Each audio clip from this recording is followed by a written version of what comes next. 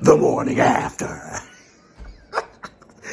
John Bones Jones did something incredible last night. It pulled a Sugar Ray Leonard, but even more incredible, he beat Cyril Gane after being gone for 3 years out of the octagon, beat him and became the heavyweight champion. And he beat this man. He dominated Cyril Gane in a fashion that reminds us why John Jones is special. Now, we're going to be talking about why John Jones is special. We're also going to talk about how that fight went and why. And we're going to discuss how is John Jones the GOAT, seen as the GOAT with all of those drug cheating allegations and all of those things that happened. Him failing 4 drug tests. I think there were 4.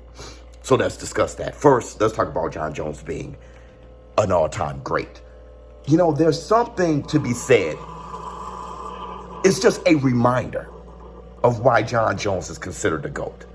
How he demonstrated, how he performed against Cyril Gane, how he just whitewashed and dominated Cyril Gane, where Cyril Gane, as a heavyweight, was, beating Derek Lewis, dominating Tuivasa, dominating everybody else with his movement, with his length, his reach, his abilities on his feet, his speed, all those things, his striking abilities, the variety of strikes he can do at the distances he can perform them.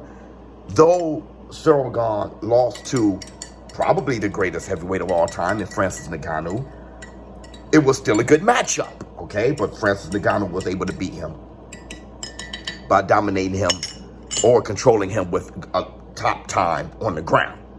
Now, you have very good, and then you have great. And, great comes around every so often. But between time, you kind of forget what great looks like. Great is once in a while, right? The Tom Bradys, the LeBron James, the Wilt Chamberlains, and the Michael Jordans, the Floyd Mayweathers, the Sugar Ray Robinsons, the Muhammad Alis, okay? And in between time, you tend to forget. Let me get my black 2 sugars. In between time, you tend to forget. And you start wondering, hey, is this guy an all-time great? Is Anthony Joshua an all-time great? Is Errol Spence an all-time great? Is Javante Tank Davis an all-time great? Because greatness comes, it comes every so often that you kind of forget how dominant and what greatness looked like, how special greatness looked. And you saw that with John Jones last night, and you're like, okay, that's what greatness is. So much better than the next guy. Greatness is very good is better than the next guy, all right? Better than the top guy. That's very good. But when there's a huge gap between this fighter or this athlete and the top guy, that's all-time great. John Jones demonstrated that. Cyril Gane didn't have a chance. Now, why? Here's why. John Jones can do more than Cyril Gane, and we were explaining that. We were saying John Jones is better on the ground, John Jones is better in the clinch, John Jones is better defensively, and John Jones has more varieties and more abilities offensively. So he had him beat in every category. The question was,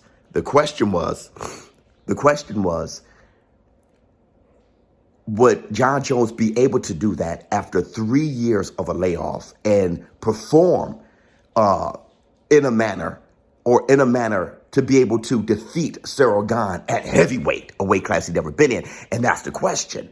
Just like who have done it before in boxing, Sugar Ray Leonard. Him against Marvelous Marvin Hagler, great fight, but at middleweight, man, that's tough. Especially being gone after 3 years. And John Jones beating him on the ground is no surprise. Now, when you kind of thought of the matchup between Cyril Gane and John Jones, there was these little elements, okay? There were these dynamics, and that was John Jones struggled against Reyes standing up. He's definitely going to struggle against Gane. I wasn't sure of that, but that was a dynamic.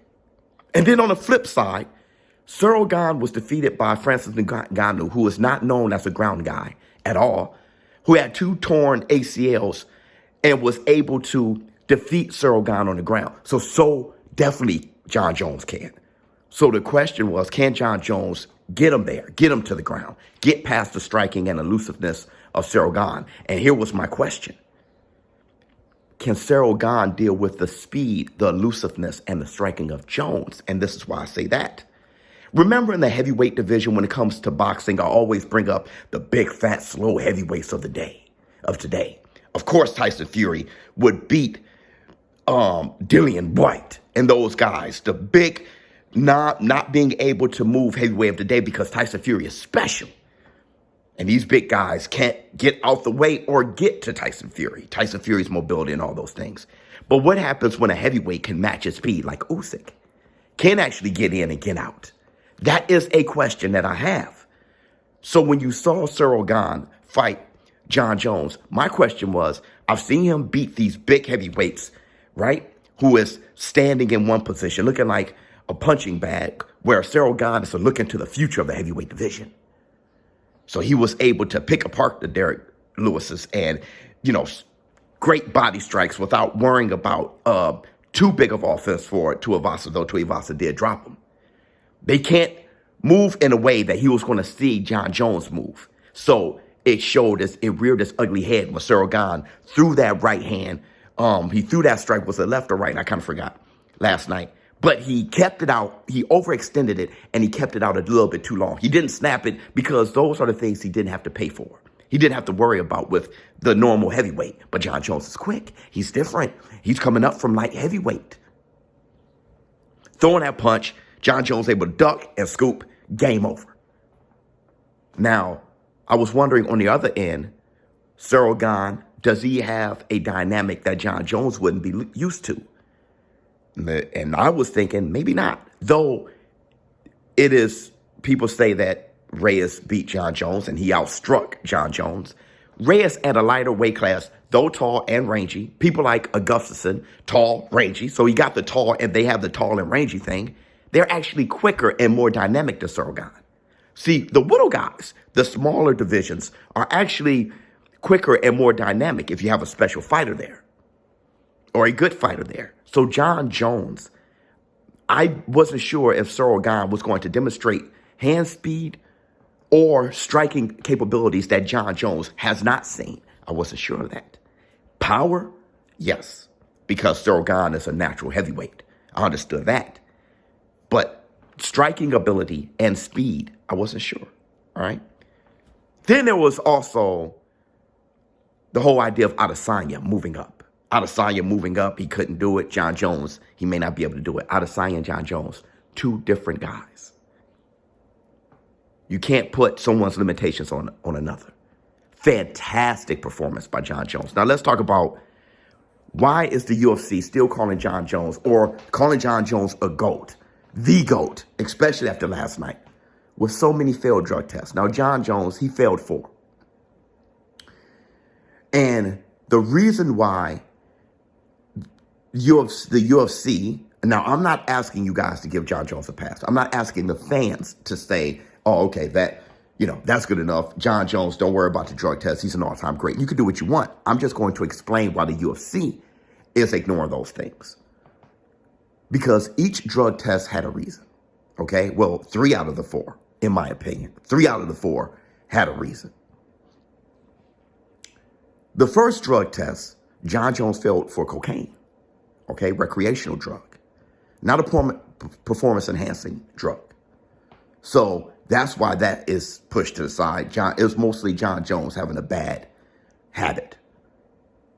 The next one, Jon Jones failed for a banned substance, and he was able to give the source of that banned substance, which was a penis peel. Hold on, let me get my black t-shirt.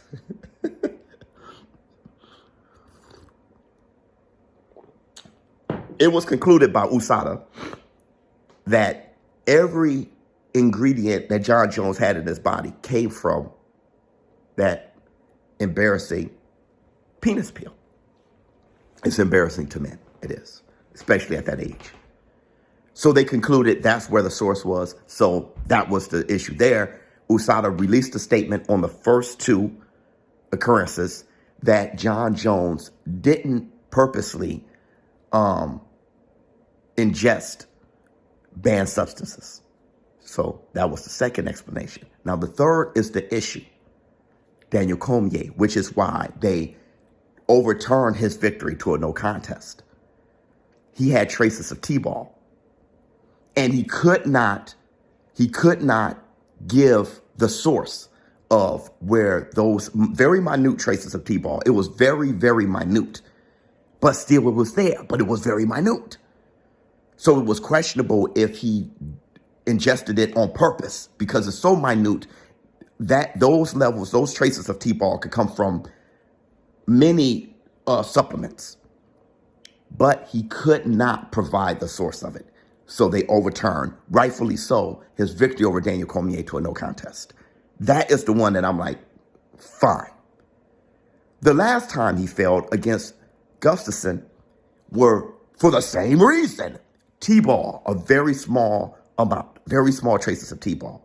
But when he failed the test, USADA gave him a pass, releasing a statement saying that he didn't purposely ingest T-ball because the levels of T-ball was at the same amount found as when he failed fighting for his fight against Daniel Cormier. On top of that, they had evidence that he didn't re-administer the T-ball.